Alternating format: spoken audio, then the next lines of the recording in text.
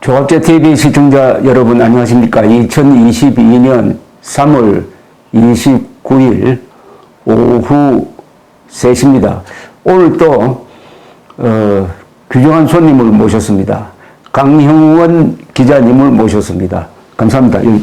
반갑습니다. 예, 우리 조갑제 TV에 몇 분 나오셨잖아요. 예. 나오실 때마다 미국 정치 이야기, 백악관 이야기, 기자들의 세계 이런 걸 가지고 주제를 삼았는데 오늘은 특별히 우리 강형원 기자님에게 물어볼 게 많습니다. 왜냐하면 요사이 윤석열 당선인이 용산에 있는 국방부 청사로 대통령 집무실을 옮기겠다는 걸 계기로 해가지고 이 청사 논란이 끊이지를 않고 있습니다. 근데 이런 이야기 나올 때마다 백악관 이야기가 꼭 나옵니다.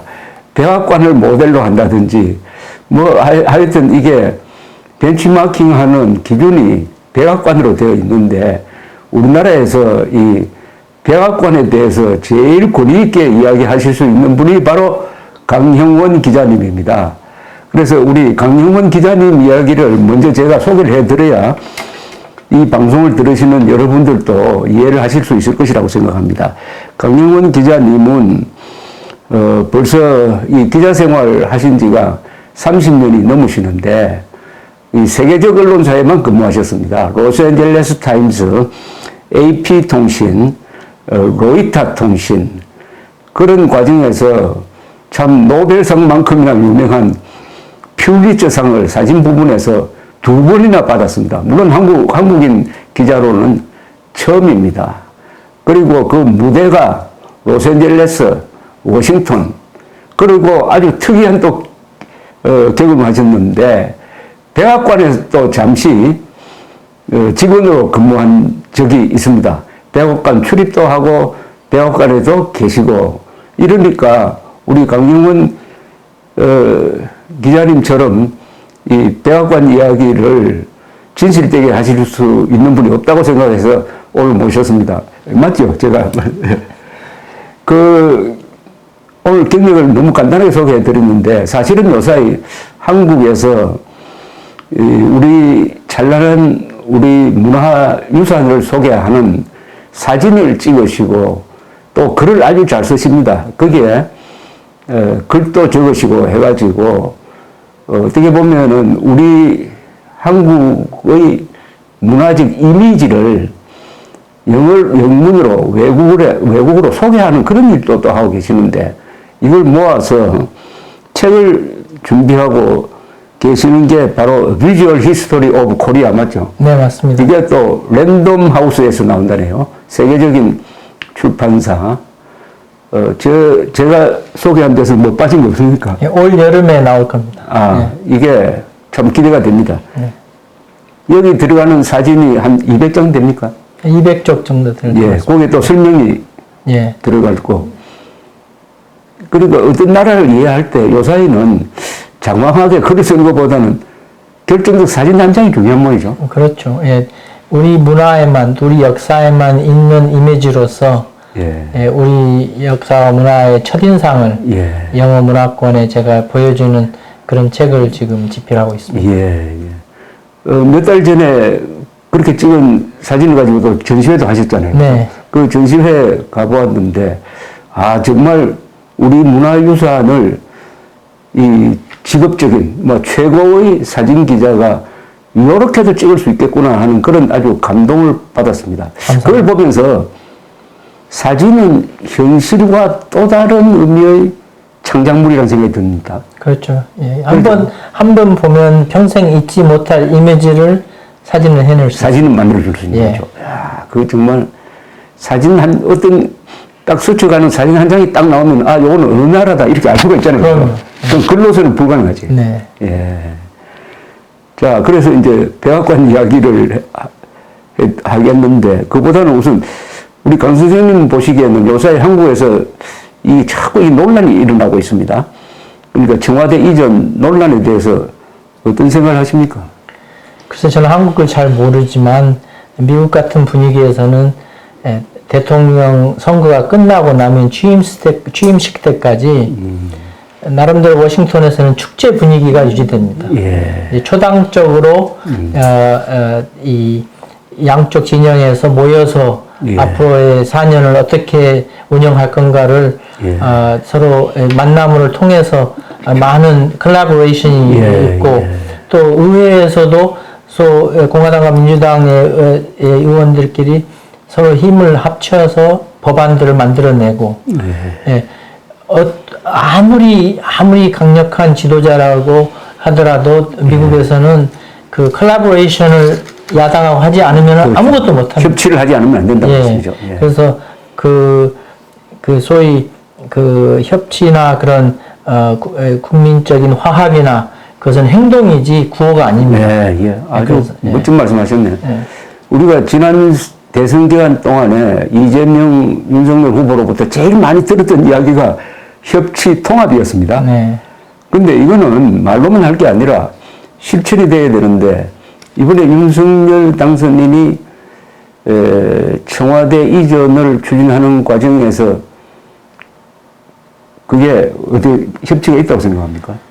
청와대 이전은 그것은 부동산 이야기지 국가 정책은 아니라고 생각합니다. 그렇군요. 대통령은 항상 임시직이거든요. 대통령은 언제든지 그 임기가 끝나면 나가는 시한부 정치 생명을 가진 분이기 때문에 겸허하게 자기 주어진 시간 내에 어떠한 업적을 남길 건가 그것만 고민해도 제 생각에는 할 일이 너무 많을 것 같습니다. 그런데 국가의 화두를 부동산 이전에다가 모든 걸 투자한다는 것은 중요한 사안들을 서로 논쟁할 수 있는 기회가 상실되는 게 좀 안타까워 보입니다. 지금 강 선생님이 아주 좋은 키워드 하나를 던졌는데 임시직이라는 겁니다. 다른 공무원은 그 평생 직장 아닙니까? 그렇죠. 임기가 보장되고 뭐 10년, 20년, 30년 자기 죄만 안 지으면은 평생 직장입니다. 그러나 대통령은 대한민국 대통령은 5년짜리 임시직이다. 임시직이면은 임시직답게 행동해야 되지. 국가의 근본을 바꾸는 것은 반드시 국민적 합의가 있어야 된다. 이런 뜻이죠. 그렇죠. 미국에서도 연방정부의 부동산을 관리하는 부서가 General Services Administration이라고 의회하고 행정부하고 독립 집단입니다. 그 조직에서 모든 부동산 결정도 하고 백악관 보수, 변경, 용도 변경 그런 것을 하지 그 정치인들은 나서는 주제가 아닙니다. 근데 예를 들면 쉽게 이해하기 위해서 미국에서 백악관을 옮긴다. 그래서 백악관을 펜타곤, 국방부로 옮기고 국방부를 옮겨라. 다른 데로 옮겨라. 이렇게 할 수 있을까요? 그런 불법적인 발언을 하는 사람 자체가 실없는 사람이 되기 때문에 아무도 그런 말을 못하죠. 왜 불법이라고 생각하죠? 그게. 권한 밖에 아닙니까? 자기 권한이 아니라. 그렇죠. 펜타곤의 위치나 백악관의 위치나 이것은 국가의 기본이 정해진 하나의 패러다임인데 그것을 임시직으로 들어와 있는 elected official이 그걸 이래라 저래라 할 상황이 아니죠. 우리나라에는 오히려 선출된 권력이 가장 강하다 하는 생각이 있어요. 그런데 우리 강 선생 이야기는 선출된 권력은 임시직이라는 거죠. 그렇죠. public servant란 말은 국민을 받드는 하나의 공복이란 뜻이죠. 그렇죠. volunteer직 결코 주인이 아닙니다. 주인이 아니죠. 그러니까 미국 같으면은 백악관을 예컨대 옮긴다 그러면은 뭐 그런 생각을 하는 사람이 없습니다. 미국 정치인 중에서 예컨대 백악관을 옮기겠다 하는 사람이 있으면은 약간 이상한 사람 취급받겠죠. 백악관에 있는 가구 하나도 쓰다 그냥 가야지 가지고 가지 못하는 게 백악관입니다. 그건 왜냐하면 지금 청와대도 마찬가지지만은 백악관은 국가의 소유죠. 그렇죠. 그리고 무엇보다도 거기에는 역사성이 있습니다. 그죠? 이게 가장 중요하죠. 지금 우리 백악관에 해당하는 청와대에도 74년 동안 이승만부터 문재인 대통령까지 역대 대통령이 거기서 일하면서 국가의 운명을 결정하는 중요한 결정을 내린 곳이니까 그 역사는 어떻게 할 수가 없습니다. 그죠? 상징적인 그 장소, 미국에서도 항상 가장 중요한 국가 결정을 백악관에서 발표합니다. 예. 외부에 나가서 예. 정책 발표도 할 때도 있지만 중요한 것은 백악관에서 합니다. 역사적으로 의미를 가진 장소에서 예. 자기의 임무를 소임을 하는 대통령의 모습, 예. 그게 정상적인 모습이라고 생각합니다. 그러니까 백악관 자체가 하나의 박물관이죠. 그렇죠. 그게 근데 링컨이 어느 방에서 무슨 결정을 했다든지 이런 게 다 기록이 되어 있잖아요. 그럼요. 사실 우리나라도 그렇게 해야 됩니다. 근데 우리나라는 좀 이것도 좀 창피한 이야기인데 이승만 대통령부터 노태우 대통령까지 근무했던 그 청와대 구관이 있었어요. 네. 그게 조선 총독이 있었던 건물인데 아주 초라한 건물이었습니다. 네. 근데 그걸 노태우 대통령 때 지금 보건관으로 옮긴 다음에 그걸 그냥 이렇게 보존을 하고 있었는데 이걸 김영삼 대통령이 그냥 철거를 해버렸습니다. 네. 왜 철거를 했냐면 일제 때 만들었다 해가지고 철거를 하고 다른데 옮기지도 않았어요. 그러니까 역사 하나가 없어진 거예요. 그게 있었으면은 여기서 건국 시기에 6.25 때 무슨 일이 있었는지를 우리가 알 수 있게 되는 거 아닙니까? 백악관에서는 매년 하는 크리스마스 데코레이션조차도 백악관 프레저베이션 소사이티에서 정한 룰대로 합니다. 마음대로 못을 하나 박아도 그것을 함부로 못 박고 원형으로 항상 유지하고 보수하고 그 자체가 역사이니까. 그렇죠. 그러니까 초대 대통령 이후로 모든 대통령들이 백악관에서 직무를 보셨기 때문에.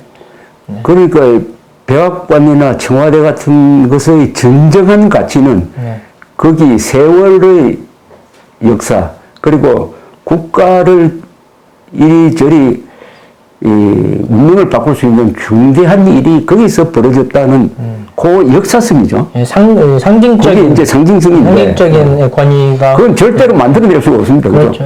아니 저기 집무실을 국방부로 옮긴다고 한들 그게 무슨 역사성이 있습니까? 국방부는 국방부고 국방부 역사가 있는 거지.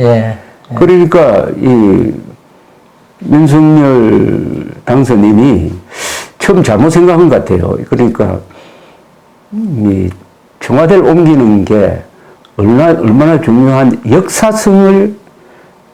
역사성과 관계 있는지를 모르는 거예요. 그래서 옮기는 가장 큰 논리적 근거가 제왕적 권력의 상징이다. 청와대가 제왕적 권력의 상징이다. 청와대에 있으면 소통이 안 된다. 이게 옮기려는 이유입니다. 어떻게 생각하십니까? 글쎄 그것은 어떻게 하기에 달려있지 장소하고 무슨 관계가 있습니까? 그런데 보니까 백악관이 만들어진 게 한 18세기 말 아니겠습니까? 그죠? 미국 건국 직후겠는데. 1792. 그러면 1792년. 92년에 세워진 다음에 지금까지 나는 백악관에서 일 안 하겠다 해가지고 딴 집 차려서 나간 사람은 없죠? 없죠. 아무도 없습니다. 거기는. 그리고 중요한 거는 이 국방부로 옮긴다는 점인데요. 이 국방부는 저게 국방 용도로 만든 건물이지 대통령이 사무부라고 만든 공간이 아니거든요. 그런데 2달 내로 다른 데로 이사 가라. 이렇게 일종의 명령을 내리는 건데 이 문제는 명령 내리는 사람이 아무런 법적 권한이 없는 사람입니다. 지금 윤석열 당선인은 법적 권한이 없어요. 그렇게 할 수 있는.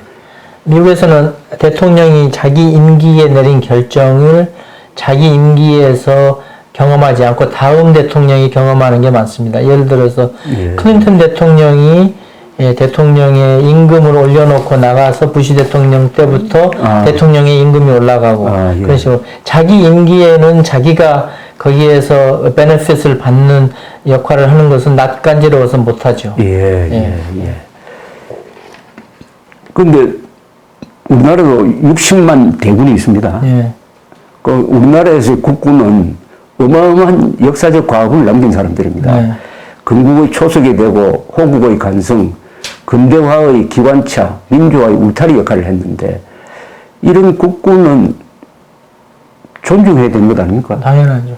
아무리 대통령이라도 국군의 권위나 국군의 명예신문을 해치면은 그게 결국 국가를 해치는 게 됩니다.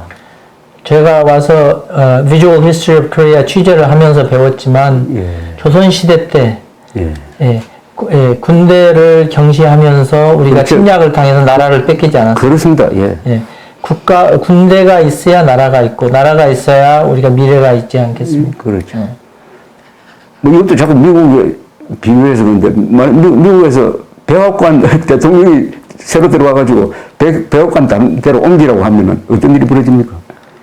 백악관이 옮기는 게 아니라 펜타곤 옮기라고 하면 있을 수 없는 일. 첫째로 펜타곤은 미국에서 복도가 제일 긴 건물입니다. 예, 예. 다른 어떤 건물에도 펜타곤이 들어갈 수가 없습니다. 그렇지. 예. 펜타곤 쪽으로 들어갈 수도 안 되고. 예. 그런데 그런 이야기 하는 사람 지금 옮겨서는 안 된다고 주장하는 사람 중에 저도 그런 사람 중에 한 사람이지만 중요한 주장을 해요. 9.11 테러 났을 때 예컨대 펜타곤 안에 화이트하우스가 있었으면 한 방에 다 갈 수가 있잖아요. 그렇죠. 그러니까 정치 리더십과 군인 리더십은 분리되어 있어야 한다. 예. 여기 국방부 쪽에 가서 두 지도부가 같이 붙어 있으면 미사일 한 방에 날아갈 수 있다. 이런 걱정을 합니다. 아니 그런 결정은 몇십 년 거쳐서 환경 조사하고 모든 게 국민 합의가 됐을 때 이루어져야 되는 거 아닙니까? 그렇죠. 예. 그러니까 이게 지금 무슨 하숙집고 하는 것도 아니고 대통령이 사는 우리나라 전체에서 가장 중요한 건물이고 가장 중요한 기능을 옮길 때는 국민들의 거의 99%의 동의가 있어야 된다고 보죠. 당연하죠. 예. 그러지 않으면 분열이 되어버리니까. 예. 지금은 약 60%가 이전을 반대하고 있습니다. 예. 민주주의의 기본이 민주정부, 평화적으로 정권 이양이 되는 정부하고, 그다음에 견제하는 언론하고, 그다음에 국가의 연속성을 유지하는 공무원, 그다음에 항상 견제하는 야당, 이 모든 역할이 제대로 됐을 때 민주주의가 되는 것이지, 어떤 한쪽이 너무 일방적으로 결정을 해서 국가를 바꾼다는 것은 있을 수 없는 일입니다. 그 영국에 나오는 왜 이코노미스트라는 잡지 있지 않습니까? 이코노미스트라는 잡지가 작년에 윤석열 후보가 당선될 것이다 해가지고 미리 예측 기사를 썼어요. 근데 결과적으로 맞았습니다. 그런데 최신 호를 보니까 이코노미스트가 윤석열 당선인의 이 용산 이전을 비판을 해요. 비판을 하는 기사의 제목에서 아주 인상적인 게 왜 윤석열 당선인은 이런 소중한 일종의 포리티컬 캐피털, 정치적 자산을 자기의 개인적인 사업에 쓰느냐 이렇게 이야기했어요. 그건 뭐냐면 퍼스널 프로젝트라고 그랬더라고. 퍼스널 프로젝트다. 그러니까 집무실 옮기는 거를 이코노미스트는 이거 퍼스널 프로젝트로 보는 거예요. 국가와 관계없는. 동의하십니까 그게? 그렇죠. 특히 elected official은 첫날부터 자기의 힘을 계속 영향을 잃어가는 건데 그렇죠. 자기 영향력이 가장 높을 때 야당하고 화합을 해서 이 국가적인 사업을 추진할 수 있는 또 모멘텀이 있는데 그렇죠. 그 모멘텀을 포기하고 방 안에 있는 모든 산소를 부동산 이전에다가 투자했을 때 나머지 국민들은 너무나도 직면한 문제들이 많은데 그것에 대한 화두가 어디 갔는지 제 생각에는 그 책임이 조금 없는 발언 아닌가 생각합니다. 지금 말씀하신 모멘텀이라는 것은 이런 아까 말씀하셨는데 새 대통령이 등장하면은 나라가 화합을 해가지고 일종의 이 축제 분위기가 되고 허니문 시절이 오고 해가지고 대통령 당선되고 나서 한 4, 5개월 동안에는 언론도 협조하고 그때는 야당도 협조하고 이때 바로 사심 없이 대통령이 미국은 사면 우리가 5년 동안 할 수 있는 그 대충 나라의 중요한 아젠다를 결정하는 거죠. 그러면 그걸 가지고 밀어붙일 수 있는데 요 시기를 놓쳐버리면은 이건 다시 오는 게 아닙니다. 그죠? 그렇죠. 민주주의에서 기본으로 미국에서는 저를 포함해서 많은 사람들은 매번 선거 때 야당을 찍습니다. 예, 신선한 politician들이 들어와야지만이 교체가 되고 신선한 아이디어가 오기 때문에 민주주의의 기본은 변합니다. 그래서 이쪽 당하고 저쪽 당하고 돌아가면서 정권을 이양하는 것은 이것은 자연스러운 환경이고 더 중요한 것은 누가 되었든지 간에 국가적인 사업을 펼쳐나가는 그러한 모멘텀을 잃지 않는 게 중요하죠. 그렇죠. 그 모멘텀을 잃지 않으려면은 야당과 언론의 협조를 받아야 되죠. 당연하죠. 야당과 언론의 협조 없이 아무리 강한 대통령도 큰일 할 수 없죠. 지금 바이든 대통령 보십시오. 미국에서 지금 가장 힘 있는 정치인은 웨스트버지니아 세네터 조 맨친입니다. 그 작은 주인데. 예, 그 상원 의원, 민주당 상원 의원 한 사람이 틀어가지고 바이든 대통령의 계획이 아무데도 못 가고 있습니다. 그런 것처럼 대한민국에서도 대통령이 가장 힘 있는 사람이 아닐 수도 있습니다. 그렇죠. 이 백악관 이야기를 하다가 보니까 이제 자연히 백악관 건물 이야기를 하기 해야 되겠는데, 이 백악관을 워싱턴 가신 분들은 그 앞에 가서 구경하기도 하고, 옛날에 저는 6년에 미국에 갔을 때, 백악관에 들어갈 수가 있었습니다. 투어로. 지금도 들어갈 수 있습니다. 보고 나왔는데. 우선 백악관이 어떻게 되어 있습니까? 그 구조나 이런 게. 첫째로 일반인들은 자기 주의 상원이나 하원 의원 사무실을 통해서 백악관 관광을 할 수 있는 표를 미리 예약하고 워싱턴에 도착하면은 그 이제 백악관 안내소가 있습니다. 거기를 통해서 들어가는데 일반인들은 이스트 윙으로 들어옵니다. 이스트 윙은 백악관에 살림을 하는 구역인데 이제 거기를 통해서 백악관의 아래층, 지상층하고 2층 거기에 이제 도서관, 또 블루룸, 또 레드룸, 디플로마틱 룸 순서별로 다 구경을 하고 이제 노트 포리코라고 우리나라 대통령도 이제 만찬 초대받으면은 입장하는 북쪽 정문 거기를 통해서 나오게 되죠. 근데 극히 일부만 보네. 그렇죠. 이제 특히 웨스트윙 쪽은 이제 언론인들만 들어갈 수 있고 또 이제 대통령 직무하는 공간은 언론인들도 선택적으로만 기회 있을 때만 가고 그렇습니다. 웨스트윙 하면은 영화 많이 보신 분들은 아마 백악관을 소재로 한 영화가 많이 나오니까 그 대통령 집무실이 있는 데가 웨스트윙입니다.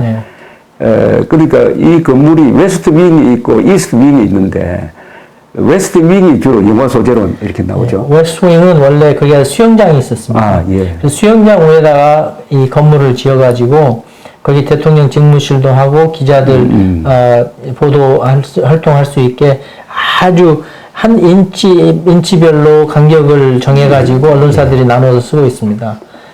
그러면 대통령 집무실이 있고 그 보좌관 사무실이 또 거기에 다 붙어 있어가지고 공간이 좀 좁겠네. 그렇죠. 프레스 오피스가 두 개가 있습니다.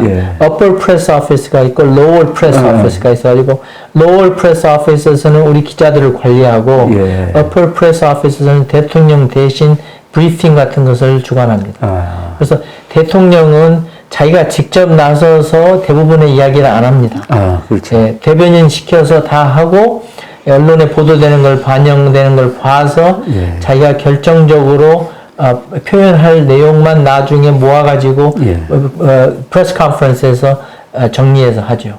대통령 사무실과 옆에 비서들이 같이 있으니까 비서가 대통령 만나기를 쉽겠네요. 그렇죠. 근데 물론 이제 그쪽에는 벽이 엄청 두껍습니다. 벽이 엄청 두꺼워서 보안 문제로 있고 그렇죠. 이제 전쟁을 대비해서 만든 건물이다 보니까 그래서 그 안에 휴대폰도 안 터지고 또 항상 문마다 경호원들이 있어가지고 대통령 집무실 안에는 누가 서 있습니까? 집무실 밖에는 상징적으로 해병대가 서 있고 두 사람. 그다음에 문에는 항상 이제 경호원이 있고 그렇습니다. 이 소통 문제가 이제 윤석열 당선인이 청와대에서 나와야 되겠다는 가장 큰 이유가 소통을 두고 있습니다. 그 소통이 대통령과 비서들이 너무 멀리 떨어져서 제대로 만날 수가 없다. 그리고 국민들과 또 너무 멀어져 있다. 이제 이런 두 가지 소통인데, 하나는 대내적 소통, 하나는 외부와의 소통인데, 이 윤석열 후보가 유세 때 하는 이야기를 보면 조금 현실을 잘못 판단한 것 같아요. 박근혜 때는 대통령이 본관에서 직무를 보고 비서동은 거기서 한 500m 떨어졌으니까 급한 일이 있으면 막 달려가고 해가지고 조금 소통이 어려웠는데, 문재인 대통령은 직무실을 비서들이 일하는 비서동으로 옮겼습니다. 그러니까 거리상의 장애는 하나 없습니다. 그런데 이 옮겨졌다고 주장하는 사람들은 아주 오래된 5년 전의 정보를 가지고 자꾸 소통이 어렵다고 그러는데, 그 다음에 두 번째, 이 국민과의 소통은 사실은 대통령이 기자들하고 자주 만나야 되는 것 아닙니까? 예, 그렇죠. 그게 국민과의 소통의 핵심이죠. 예. 그런데 문재인 대통령은 박근혜 대통령도 마찬가지인데 제대로 된 기자회견을 거의 한 적이 없습니다. 네. 그런데 건국 대통령 이승만은 매주 한 번씩 프레스 컨퍼런스 했습니다. 예. 아주 캐주얼하게. 예. 근데 백악관은 기자회견을 어떻게 합니까? 필요에 따라서 합니다. 예, 필요에 따라서 하는데, 그 말씀드렸듯이 스포크스퍼슨이 저기 브리핑룸에서 주기적으로 날마다 필요할 때는 소통을 하기 때문에 대통령한테 물어본 말을 대부분 답을 듣습니다. 그렇죠. 그리고 또 이제 백악관의 스태프가 가장 잘하는 임무 중에 하나는 대통령을 보호하는 일인데, 대통령이 준비가 안 됐을 때 실언을 하는 것을 예방하기 위해서 중요한 사안은 대통령이 연습 많이 해가지고 나오고 나머지는 스태프들이 다 답을 해줍니다. 그렇죠. 근데 요새 뭐 우크라이나 사태니까 특별한 예외일 수도 있지만은 바이든 대통령이 직접 기자와 만나서 하는 이야기는 어떤 데는 하루에도 몇 번이고 일주 단위로 치면은 최소한 2, 3회 되지 않을까 생각해요. 지금 그게 또 문제가 되고 있습니다. 너무 또 많이 만나서 그런데. 그리고 실언을 했습니다. 실언을 많이 하지. 이 노인이죠, 사실. 노인이. 그래서 그러니까 실언을 하면은 또 그걸 주워 담는다고 비서들이 해명을 하고. 해명하는 거예요. 그 번역스럽습니다. 아주. 그리고 바이든 대통령은 원래 이 말더듬이죠. 이거 그게 있기 때문에 원래 본인이 얘기하는 것에 대해서 엄청 예민한데, 이번에도 저기 푸틴 대통령에 대해서 실언을 해가지고 아주 기자들이 깜짝 놀랐습니다. 이제 이렇게 이야기했죠. 푸틴 대통령은 절대로 군좌에 있어서는 안 될 사람이다. 이렇게 이야기했죠. 그러니까 사실은 몰아내겠다는 뜻인데, 그러니까 지금 비서들이 그거는 사적으로 한 이야기고 레짐 체인지를 의미하는 건 아니다라고. 국가적인 정책은 아니다. 아니라고 지금 이렇게 주장하고 있습니다. 그만큼 대통령의 한마디는 정말 중요합니다. 그런데 미국의 대통령보다도 더 기자하고 자주 만난 사람이 대변인 아니겠습니까? 그렇죠. 지금 보니까 사키라는 그 여성 대변인이 아주 잘하더라고요. 아주 잘하고 있습니다. 경험도 많고. 그러면 그 대변인과 기자들 사이는 어떻습니까? 백악관에는. 이제 after record로 해가지고. 그걸 많이 합니까? 많이 설명을 해주죠. 첫째로. 그 다음에 이제 공식적으로 on camera, 카메라를 켜놓고 하는 것은 방송될 만한 내용만 하고. 그 off record와 백그라운드 설명이 조금 다릅니까? 그 개념이. 그렇죠. after record는 이제 변호사와 얘기하는 것처럼 이렇게 이제 서로 이해를 하기 위해서 하는 거지 공개적으로 쓸 수 없는 내용들. 백그라운드는 그냥 기사를 쓸 때 참고로 하라는. 그렇죠. 쓸 수 있는 내용. 참고로. 미국에서 이 대변인이 제일 거짓말을 많이 하는 경우가 트럼프 때의 대변인이었죠. 그렇죠. 그건 또 이 대변인이 대통령이 거짓말하면 또 대변인도 거짓말 안 할 수 없는 거예요. 그렇죠. 그 허풍쟁이가 들어가 있다 보니까 그 그걸 방어하려고 더 많은 허풍을 하게 됩니다. 야, 그때 보니까 정말 대변인이 좀 불쌍하더라고요. 예. 그래서 그것을 견디지 못하고 자기가 그만뒀어요. 그만둔 경우도 있었습니다. 예. 그러니까 소통이라는 건 이런 겁니다. 그 소통이 대통령이 매일 나와가지고 국민들하고 어울릴 수는 없는 거고, 그 중간에 있는 기자들을 자주 만나고, 그 다음에 대변인이 거짓말을 하지 않고 진실되게 기자들에게 이야기하고, 그렇죠. 또 기자도 마찬가지입니다. 기자들도 물어야 될 걸 꼭 물어야지, 대통령한테. 그 뭐 인사 차린다고 해가지고 머뭇머뭇해서는 안 되는 거죠. 그렇죠. 예. 이 민주주의의 기본은 언론이 완성해 주는 것입니다. 예. 언론이 없이는 지금 러시아 같이 됩니다. 그렇죠. 전 국민이 선전 공작에 빠져서 사실을 망각하고 국가를 지지하는 그런 일이 일어나기 때문에 언론에서 자유 언론에서 사실에 입각한 보도를 날마다 해줄 수 있는 환경을 만드는 게 민주주의를 지키는 가장 중요한 요소 중에 하나입니다. 청와대를 구정궁궐이라든지 뭐 절간 같다는 말을 하도록 만드는 데는 저는 청와대 출입 기자의 책임이 크다고 봅니다. 왜냐하면은 대통령이 어제 무슨 일을 했다는 것을 누구를 만나고 뭘 했다는 것을 꼭 알려야 되거든요. 그렇지 않게? 두 가지가 있습니다. 퍼블릭 스케줄이 있고 프라이빗 스케줄이 있습니다. 퍼블릭 스케줄은 국민이 알아야 될 내용, 또 국민의 세금을 쓰고 대통령이 활동할 때. 그렇죠. 그렇지만 또 프라이빗 스케줄은 그 외에 예를 들어서 국가적인 이유 때문에 비밀리에 움직여야 되는 거. 그건 아니죠. 그런 거 있고. 또 미국에서는 초선 대통령은 re-election 두 번째 임기 재선을 위해서 노력해야 되는데 많은 비중이 시간이 필요합니다. 첫 임기 때.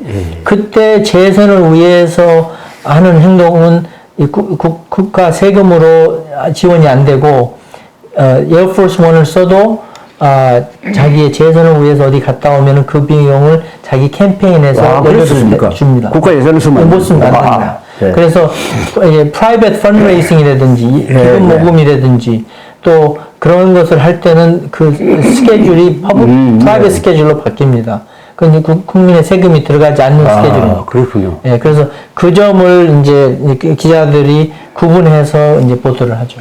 미국은 그렇고, 일본은 어떤 전통이 있느냐 하면은 수상 동정이라는 게 나와요. 그러면 하루 전에 수상이 아침 일찍 일어나가지고 누구하고 점심을 먹고 치과에 갔다가, 그 다음에 관제에 와가지고 어느 부서의 누구로부터 보고를 받고, 그 다음에는 국회에 갔다. 요게 잠잘 때까지 자세하게 나와요. 그 어떤 데는 분다비로 나옵니다. 미국도 있습니다. 있는데 다만 보도를 안 하는 것 뿐입니다.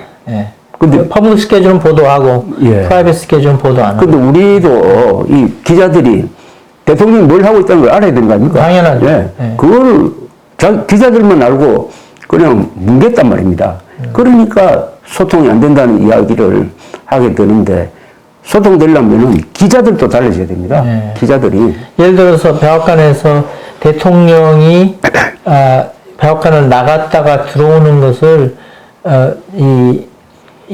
끝까지 지켜보고 기자들이 퇴근을 합니다. 그렇습니까? 그래서 헬리콥터나 모torcade가 백악관에 들어와서 대통령이 2층 침실로 올라간 후로부터는 모든 게 off the record가 됩니다. 그때 퇴근하는 게 저희 이제 촬영팀하고 당직자들입니다. 그래서 항상 대통령은 아침에 일어날 때부터 주무실로 들어갈 때까지 기자들이 항상 관찰하고 있습니다.